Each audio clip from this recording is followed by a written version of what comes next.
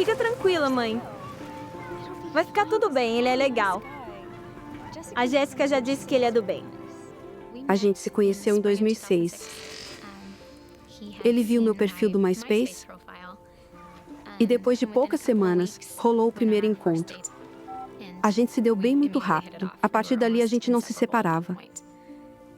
Uns dias depois, ele me convidou para ir com ele para Califórnia. Tasha? Tô em Palm Springs. Menino, o hotel é incrível.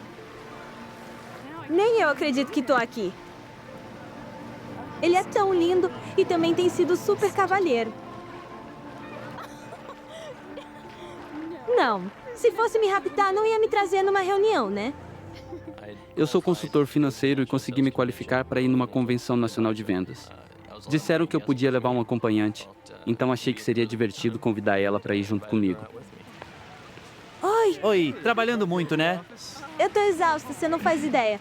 Pensei em perguntar: o que você acha da ideia de tirar umas férias com tudo pago em um resort? Não podia ser ruim.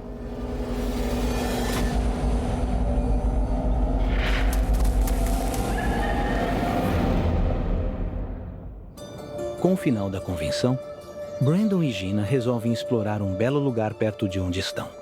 Com a intenção de voltar antes do anoitecer, eles colocam roupas leves. Vou deixar minha bolsa aqui, então leva isso pra mim.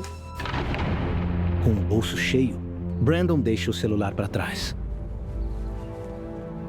A gente nem pensou duas vezes. A ideia era ficar fora algumas horas. Era só o que a gente imaginou. A 3.300 metros de altitude, o Pico San Jacinto é a segunda montanha mais alta do sul da Califórnia.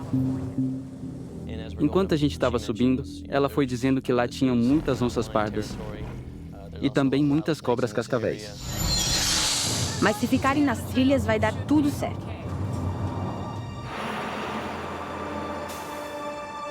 Teleférico de Palm Springs. Entre as áreas mais selvagens dos Estados Unidos, o Pico San Jacinto é a segunda montanha mais alta do sul da Califórnia. Sem uma estrada de acesso, a única maneira de subir ou descer é de teleférico. E por mais que no deserto as temperaturas possam ultrapassar 30 graus em maio, o pico ainda ficará coberto de neve. República da Califórnia. Alguém tinha dito que ia esfriar. Afinal, você está a 2.500 metros do chão, sem contar a ventania. Então era bom pegar um casaco e alguma roupa de frio. Então a gente chegou no topo e íamos para uma caminhada. Tava perfeito.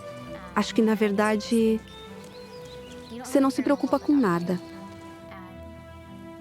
E a gente era aquele típico casal jovem apaixonado. Caramba.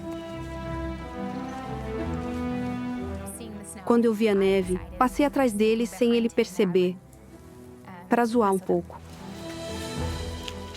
Brandon, Oi. Então eu me virei e acertei ele bem na cabeça com uma bola de neve. E aí foi pura diversão, um jogando neve no outro na primavera.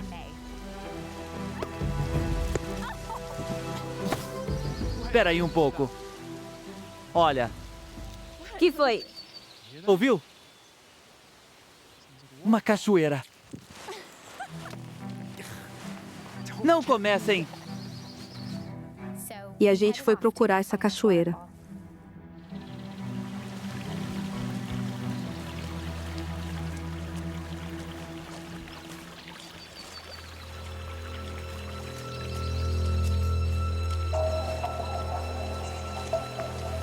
Ainda não vi. Você viu? Ainda não. Sem experiência num ambiente como esse, os jovens da cidade grande de Dallas, no Texas, não percebem que a montanha está brincando com eles. Opa! Apesar do som enganar que a cachoeira está próxima, na verdade ele está refletindo nas paredes de rocha e ecoando ao redor da montanha. Não pareceu longe, mas acho que os sons mexem com a sua cabeça.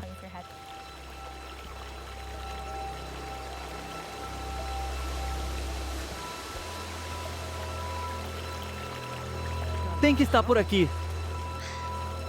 Chegamos? Já é uma boa caminhada. Tá quase. Vai ser legal.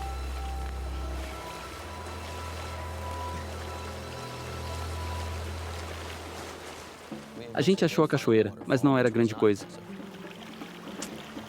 Nossa. Não é bem as cataratas do Niágara, né?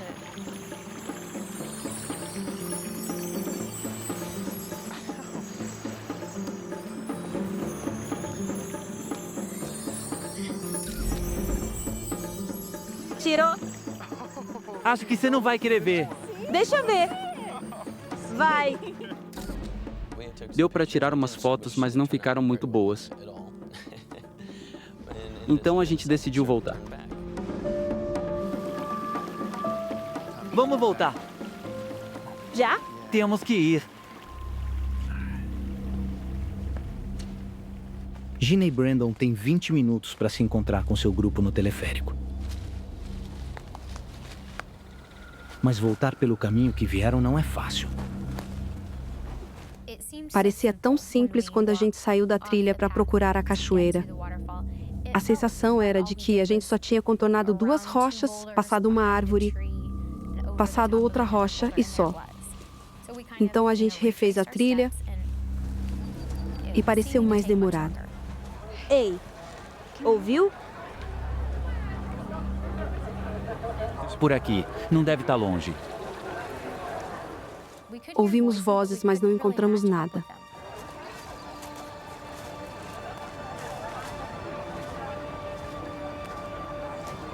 Agora faltam menos de 10 minutos para o grupo de viagem partir.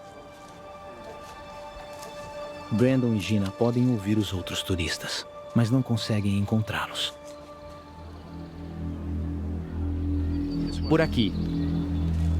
A gente não conseguia chegar até onde eles estavam, mesmo achando que estavam bem próximos.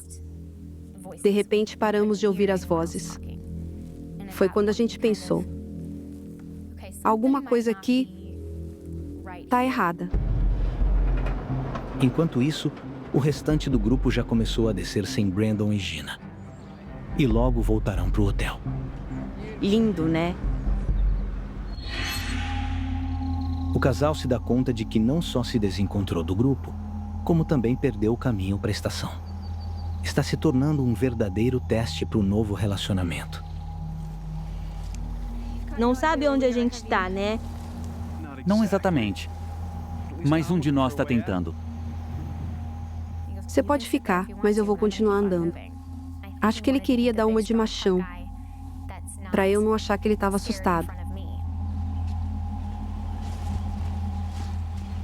Naquela hora, a ideia que eu queria passar era: a gente não pode entrar em pânico agora. Temos que focar em resolver o problema.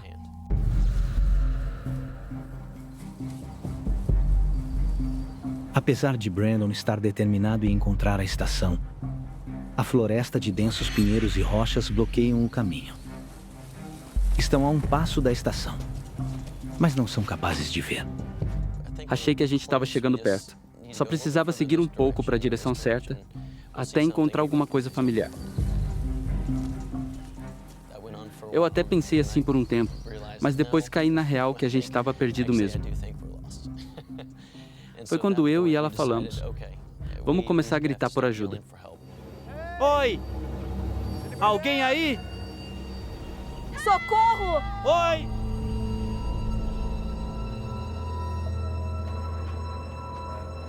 Faltam 2. Devem ter ido de táxi. Então tá. Vamos. Como passou do horário marcado, a coisa tinha ficado feia. Antes disso, dava até para relevar. Depois caiu a ficha que o problema era grande. Ao cair da noite, Gina e Brandon continuam perdidos em uma das áreas mais inóspitas e cruéis da selva sul californiana. Para piorar, ninguém sabe que estão desaparecidos. Brandon! O perigo mais imediato que enfrentam é a hipotermia. Pouco agasalhados, eles estão vulneráveis ao frio da montanha, que pode chegar a muitos graus negativos. precisam reter o calor corporal, ou a exposição prolongada pode causar queimaduras e até a morte. A gente só estava com calças e jaquetas corta-vento, sem qualquer outro tipo de material. Nada específico para esse tipo de clima. Comidas e água também não, porque a nossa ideia era só andar uns metros a mais para tirar uma foto e logo depois voltar. Não éramos nada além de turistas. Tô com frio. Calma, tá tudo bem. Eu me senti mal. Uma coisa é você se colocar em uma situação complicada, mas envolver outra pessoa é difícil de aceitar. Depois, teve uma hora que a Gina começou a chorar. Ela estava bem assustada. Então, eu comecei a me desculpar por ter colocado ela naquela situação. Aí ela me interrompeu. Falei, não. Tá tudo bem. Os dois tomaram as decisões erradas. Um seguiu o outro. Então a gente tá nessa juntos. Então, acho que a partir daquele momento ele se conformou de que eu não estava culpando ele e eu estava junto com ele e a gente ia superar isso. Juntos. A gente vai congelar se não sair daqui. Vamos. Pra onde? Tinha uma caverna ali atrás. É melhor que ficar aqui. Vamos. Vamos.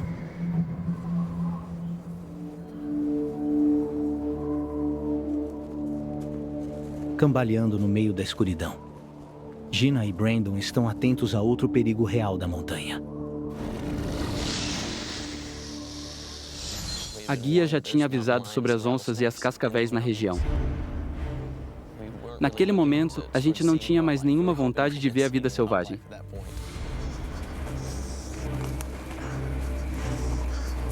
É ali. Não entra aí. Por quê? Você não sabe o que tem aí.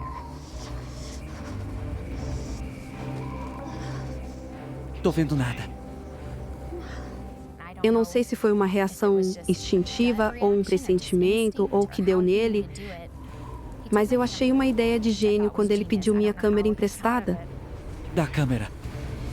Câmera! Pra iluminar lá. Aqui.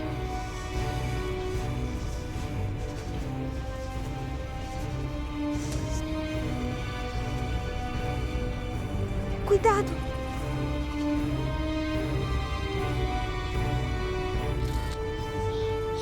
Deixa eu ver. Espera.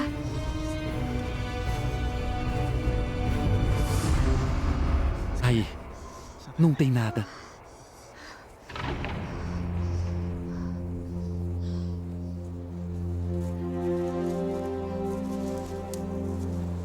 Embora não estejam mais expostos, Brandon e Gina ainda são reféns do frio intenso que domina o Pico San Jacinto. Naquela noite, realmente, fez um frio que eu jamais tinha sentido antes. Olhei para o meu relógio e eram 11 da noite. Eu pensei, faltam umas 7 horas até esquentar? A gente já estava tremendo muito. Quanto tempo mais dá para aguentar?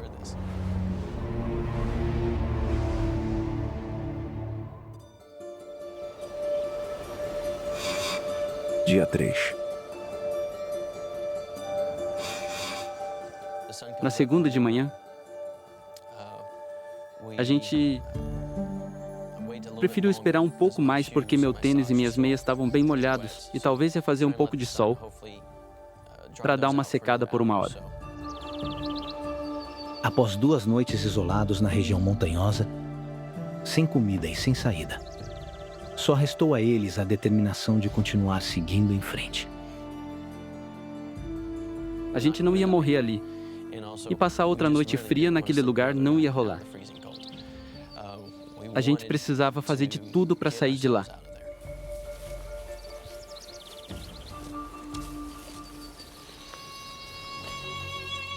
Até aquela hora da segunda-feira, não deu para ouvir nada e nem ninguém. Então não tinha por que acreditar que alguém estava procurando pela gente. Depois de todo aquele tempo, foi difícil não ouvir nenhum sinal, mas essa era a realidade. Eu acho que a gente teve que aceitar, independente do motivo, que não tinha nenhuma busca. Ou pelo menos não tinha começado.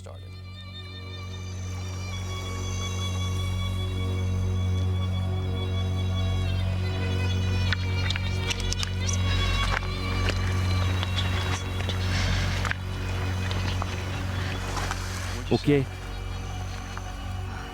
Eu tava rezando. Acha que a gente não vai escapar? Vamos sim. É que... me dá esperança.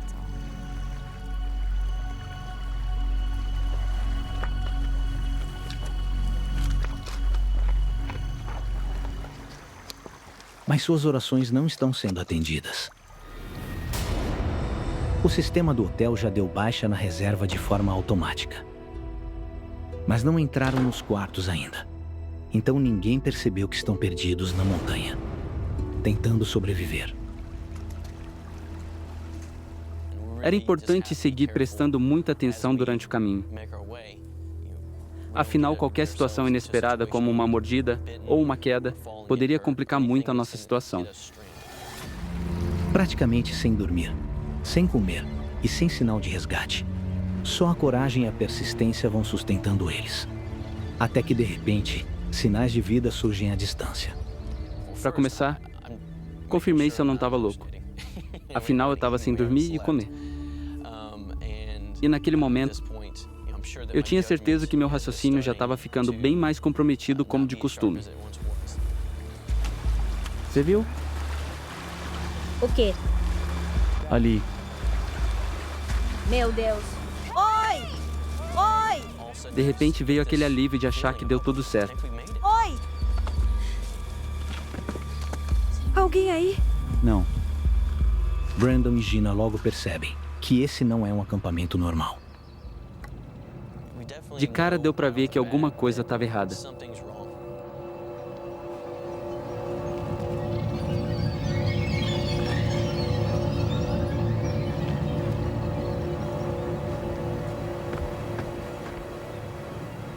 Tinham coisas cheias de terra. Então isso já não era um bom sinal. Não deu para sequer ouvir alguém. Era um clima pesado. Olha! Olha, Brandon. Olha só. Eu comecei a ver o que tinha dentro da bolsa e foram aparecendo alguns mapas. A gente ainda não sabia do que se tratava exatamente. Tinha algumas anotações no espaço em branco. Brandon. Olha, 8 de maio. é de hoje. Alguém tá por aqui. Deixa eu ver. Que bom.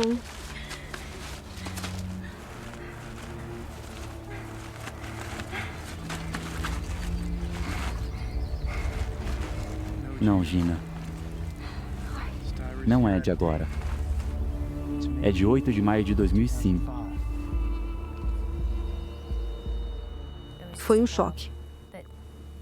Mas qual era a chance de ser de exatamente um ano atrás?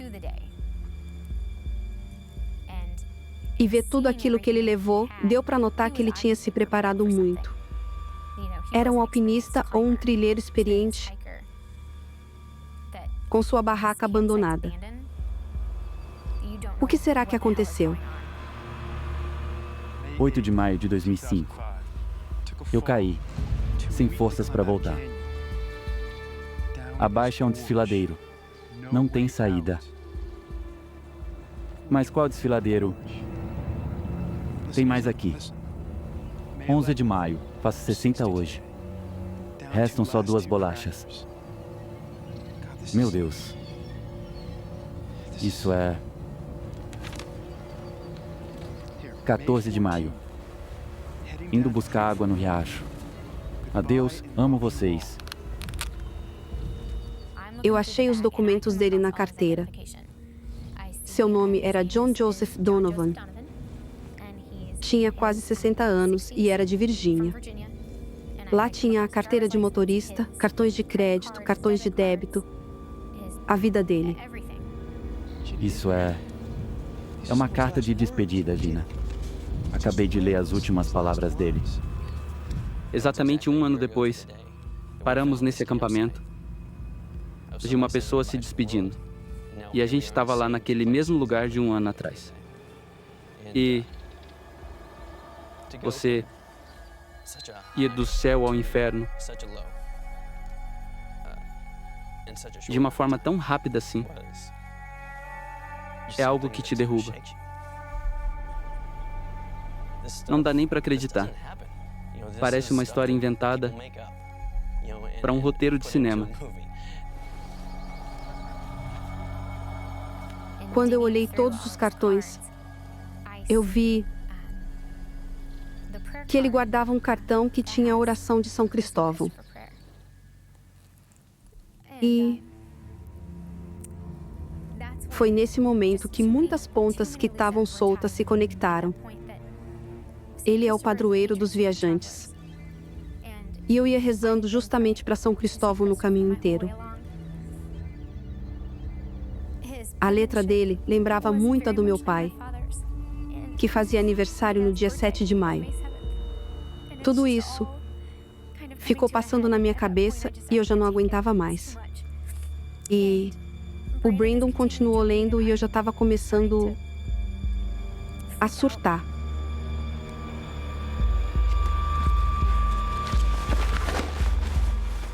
Então, naquela hora, eu peguei a bolsa e fui juntando tudo que eu achava. Os óculos, os tênis, a jaqueta, porque para mim ele era o pai de alguém. E esse pai não voltou para casa. Era importante para mim levar esses pertences para a família dele. Eu não podia pensar em mais nada além de dar o fora dali. Gina, espera! Calma, Gina! Gina!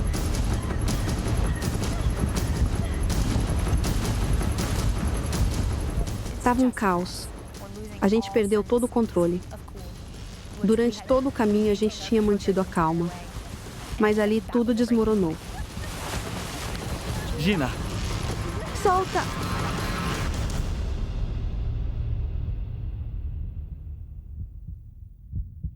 O Brandon correu atrás de mim, me abraçou e disse: respira, só respira e acalma os nervos, só isso.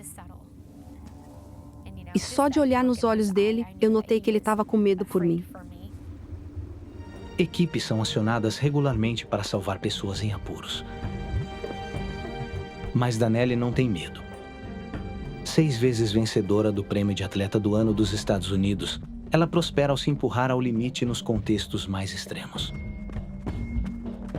Eu estava em uma excelente condição física, o que quer dizer que geralmente conseguia me esforçar ao máximo chegando ao limite da dor, mas sem ultrapassá-lo totalmente.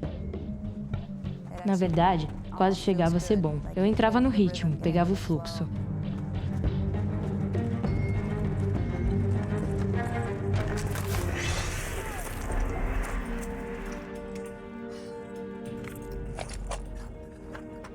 Cuidado com isso.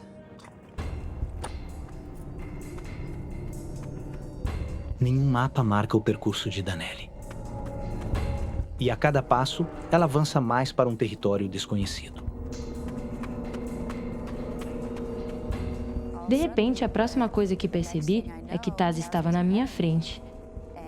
E aí então meu pé simplesmente escorregou.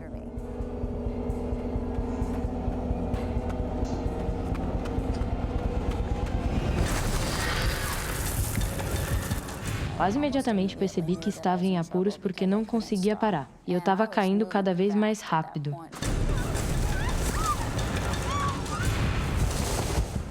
Então, o final era uma beirada de uns 6 metros.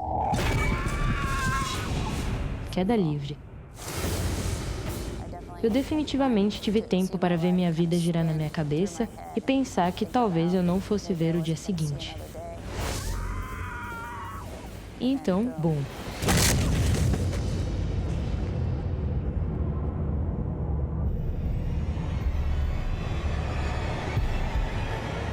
Me impressionou que estava viva.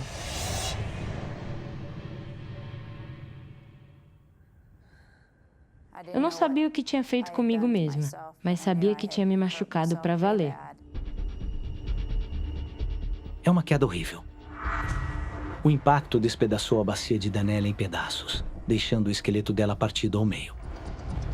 Só há tecido mole ligando as pernas ao resto do corpo. A superatleta Danelli entra em modo de sobrevivência.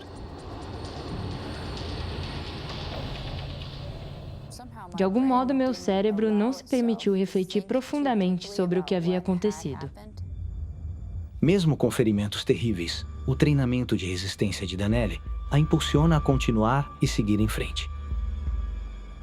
Então, o que eu fiz foi pegar minha mão direita e colocá-la na minha perna direita e pegar minha mão esquerda e colocá-la na minha perna esquerda e eu conseguia sentir minhas pernas. E foi assim que eu percebi que não estava paralisada. E minha próxima reação foi pensar que tinha que sair daquele cânion, que tinha que voltar para minha caminhonete e que eu precisava ir para casa ou para o hospital. Incrivelmente, apesar de seu quadril quebrado, a atleta de resistência tenta se levantar e correr para fora do cânion.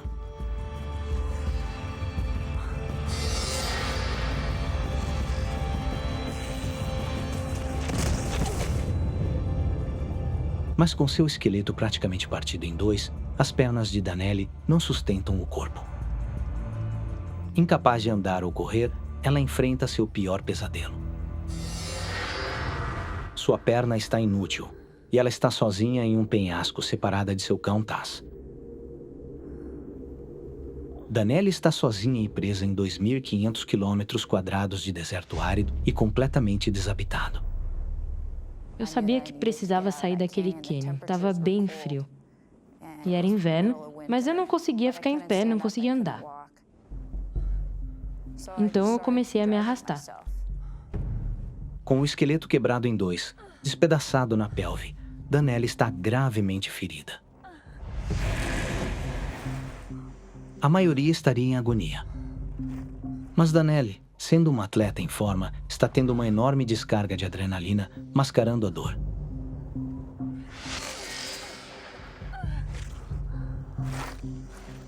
Mas o problema agora para Danelli é decidir para qual direção seguir. Ela não tem ideia se tem um caminho seguro para descer.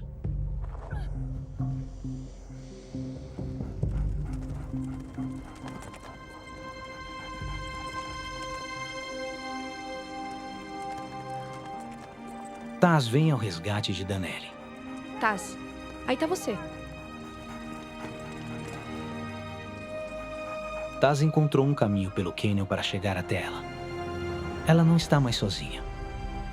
Mas a presença de Taz traz mais do que conforto. Já que ele conseguiu chegar onde eu havia caído, sabia que tinha alguma rota de saída. Então usei ele como meu guia, me arrastando para onde ele ia, ao longo da borda. E depois para baixo, até o fundo do cânion.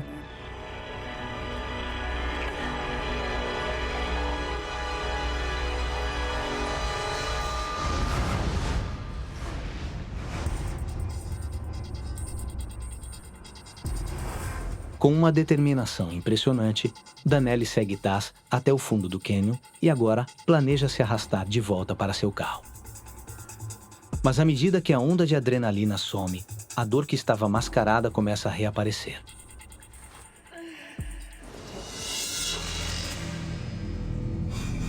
Dia 2. Quando a maioria das pessoas já teria desistido, Danelli sobreviveu à noite fazendo abdominais. De manhã, ela não tem tempo para descansar. Ela pretende se arrastar por 3 quilômetros até seu carro. Meu plano era tomar aquele gel para me dar energia e depois continuar rastejando para sair.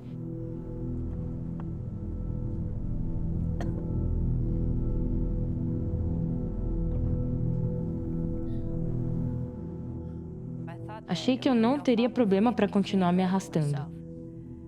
E o que eu não estava sabendo e não esperava era que tinha sido a pura adrenalina que me fez aguentar as primeiras 5 horas depois que tive o acidente. Danelli vai sofrer um grande choque.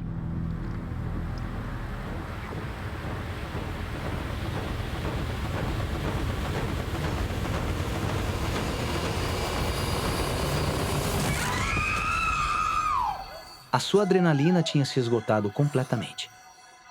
Agora, se ela quiser sobreviver, deve enfrentar a sua provação sem a defesa da adrenalina contra a dor que invade o seu corpo. Toda vez que tentava me mexer, era uma dor excruciante irradiando por todo o meu corpo. E além da dor física, tinha a dor mental de saber que estava presa ali. Eu preferia ter 20 pessoas ao meu redor me batendo com um martelo. Isso teria sido melhor do que o que eu estava passando.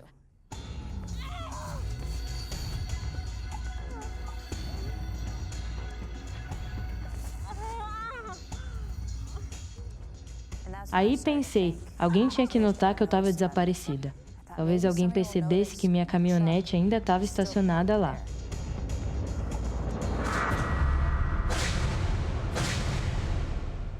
Mas como ela vive sozinha? Ninguém está à sua procura. Ninguém sabe que ela desapareceu. Socorro! Socorro! Ela está completamente sozinha.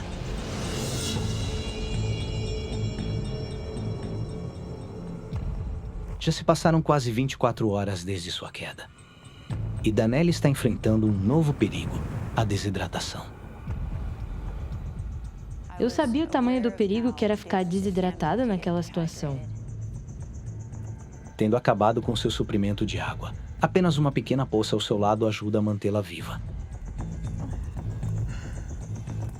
Era extremamente difícil conseguir beber daquela poça de água.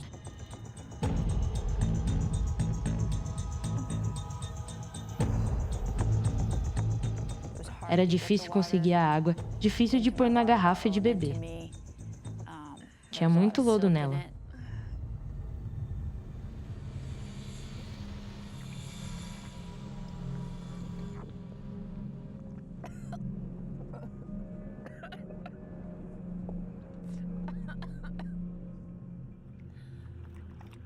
Pra você é fácil. Mas enquanto aquela água pode ajudá-la a se manter viva, também traz um risco. Eu não queria beber muito. Porque se eu urinasse em mim mesma, o risco de hipotermia seria maior, já que estava extremamente frio e eu estava exposta. Urinar molharia suas roupas. E no frio intenso do inverno, iria congelar, acelerando o processo de hipotermia. Apenas a força de vontade de Danelli a impedia de urinar.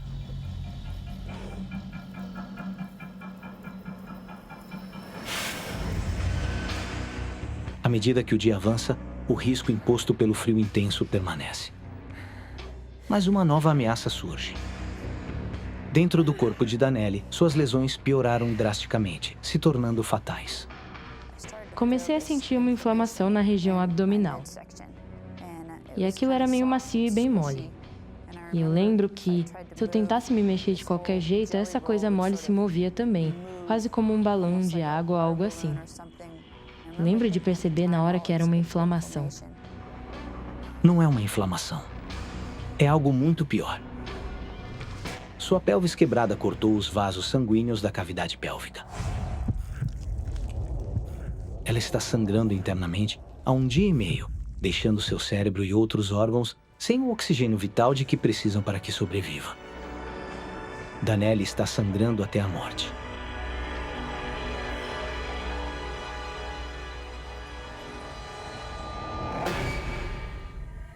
Incapaz de se mover e enfrentando outra noite de temperaturas congelantes, Danelli está tendo muita dificuldade em se manter no controle. Ela luta para se exercitar. E para piorar, ela está começando a ter alucinações devido à perda de sangue e à exaustão.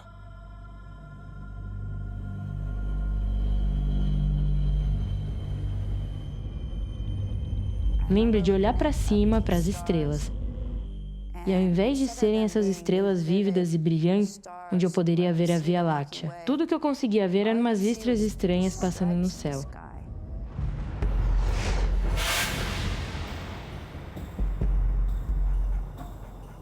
A segunda noite foi mais difícil. Naquela primeira noite, o Thais meio que tinha se aninhado ao meu lado. E na segunda noite ele não quis. Ele vinha checar como eu tava, mas não ficava para se aconchegar ao meu lado. Ele só ficava me olhando toda hora. Sem entender o porquê de eu estar deitada ali. Não é como se ele soubesse o que fazer. Ele provavelmente estava pensando se devia sair para arranjar comida para ele. E cuidar das suas próprias necessidades ou ficar lá comigo. Acho que o Tá sabia que tinha algo errado. Seu comportamento tinha mudado um pouco. Ele parecia um pouco deprimido e meio frustrado. Que eu não estava levando ele para sua caminha, então ele parecia querer continuar de volta para casa. E ele ficava olhando para mim, parecendo pedir para a gente sair dali e andar para algum lugar mais confortável. A segunda noite pareceu bem mais fria que a primeira. Longa e bem fria. O que Danelli não percebe é que agora é o frio que está mantendo-a viva.